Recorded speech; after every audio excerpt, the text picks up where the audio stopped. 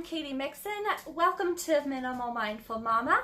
If you've been considering decluttering your home or organizing or even becoming a minimalist or learning more about minimalism and minimizing your possessions, you are at the right place. This is the perfect place to start before you begin. You may be feeling super motivated by other videos or perhaps books that you've read, but it's really important to take a step back and look at the big picture before you start. There are some important things that you really need to consider, and so today we're going to be addressing those. If you're interested in more minimalism, sustainability, motherhood, and decluttering content, go ahead and subscribe to my channel, as well as give this video a thumbs up. And if you hit the little bell button, that way you'll get notifications every time that I upload a new video so that you can stay up to date. If you've been considering decluttering or minimizing your home, there's probably a lot of different emotions playing into that. Perhaps you've seen the beautiful empty home pictures, or you've been looking at tiny houses and wanting to pursue more of that lifestyle. Perhaps you just love the minimalist design style with big empty spaces and clean lines. Or perhaps, especially if you happen to be a parent, you might just be feeling super overwhelmed and like this stuff has to go. You may feel like you just can't keep up with everything anymore and you're ready to just burn it all to the ground and start over. If that is you, I'm totally with you. But before you light anything up, take a minute and watch this video. I told him I can be a fighter if you want. I'll be there to catch you if you fall. I can make it brighter when it's dark, when it's dark. I told him I would do it all for you, and I know you do it for me too. I can be a fighter if you want, if you want. Yeah, I can be a fighter. I can be a fighter if you want. I can be a fighter if you want. Yeah, I can be a fighter. I can be a fighter if you want. I can be a fighter. So when you're thinking about those reasons why you want to declutter or minimize, it can usually be pretty easy to pinpoint.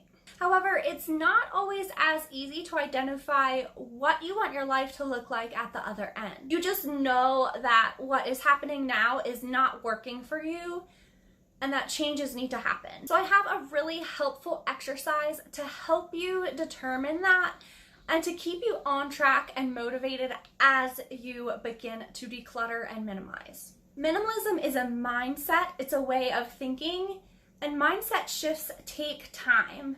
Decluttering also takes time.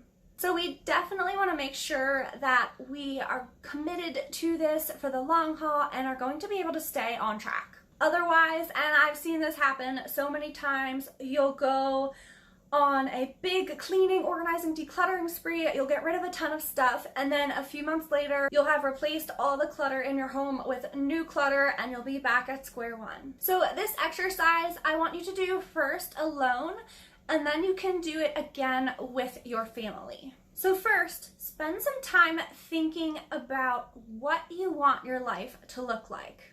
You can make a list, you could design a Pinterest board, whatever you want to do to help yourself visualize your ideal life. You can be as detailed as you want. You can put the food that you'd like to be eating or the places that you'd like to go, all the things that you want to have time for and you feel like you're being held back from. This can be really helpful in determining your personal priorities and the things that matter to you, at which point you can then make a priorities list. Now, of course, minimalism is all about prioritizing. Prioritizing your time, prioritizing your possessions. The essence of minimalism is truly making certain things priorities and letting the excess fall away. So once you've visualized your ideal life, you can go ahead and make a list of priorities. Remember, you can do this alone first and then do it with your family and add things to the list that you may not have thought of. The priority list is going to be different for everyone, so think about what you personally want to prioritize, but also what you want to prioritize as a family, as a unit. For some people, this may be sports if your family is hugely into playing sports. For other people, this may be music. For some people, it might be education or art or whatever it is that your family values and wants to make time and space for. Write down what you'd like to be using your money for and your time for, if that's travel or just more family time, or perhaps more time outdoors in nature or being active. Perhaps this is more time to sit down as a family and enjoy a home-cooked meal together. You can take your time with this exercise and really write down everything that you want to prioritize.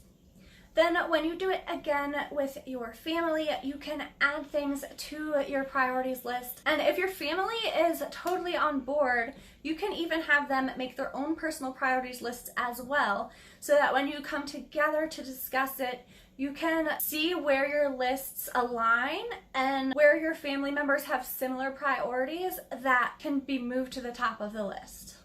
A lot of times when you're decluttering or minimizing, it's really easy to lose momentum and to lose motivation and to just leave things as they are once the initial excitement wears off. Especially once you get to those sentimental items or things that you've had for a really long time that perhaps are harder to let go of, it can be really easy to get discouraged. Having this list of priorities will help you to be able to identify those things that simply have an emotional attachment to them and the things that are truly something that you want to hold on to and continue to have in your life. So once you've determined what your family's priorities are, and this is going to look different for every family, go ahead and brainstorm on a separate piece of paper ways that you can practically prioritize those items. For some things, it may be as simple as just taking the time to do it. For other things, perhaps you've been wanting to prioritize fitness.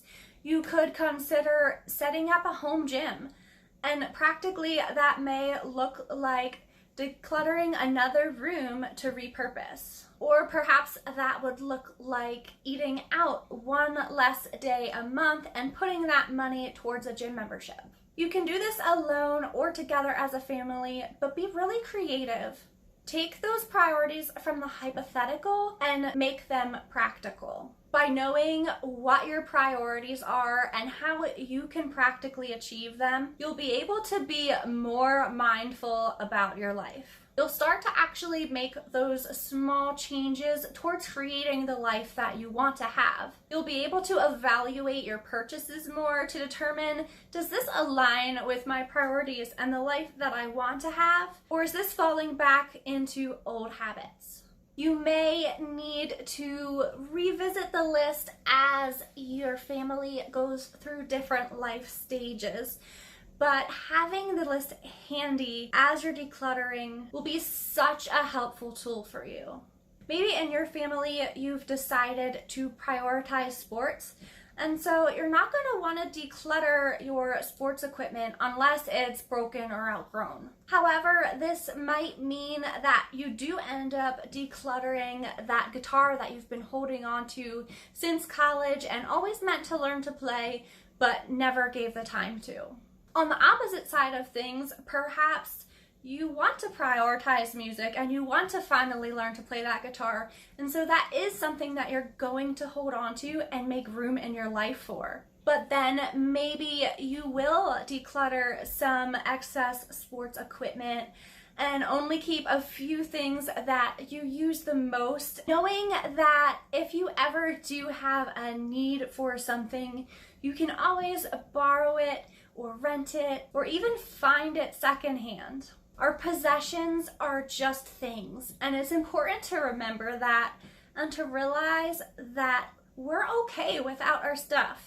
And often letting go is so much more freeing than holding on to all that stuff just in case. It can always be replaced.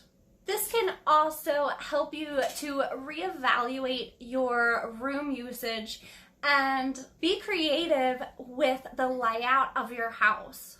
Look again at your priority list. What are you giving space to in your home that is not a priority? And what perhaps is a huge priority for you that is not being given the space that it deserves? If this video has got you thinking, please go ahead and give it a thumbs up and subscribe to my channel. I hope that this was inspirational and motivational for you as you're beginning or considering beginning your decluttering and minimizing. If you're looking for more tips, definitely check out my other videos.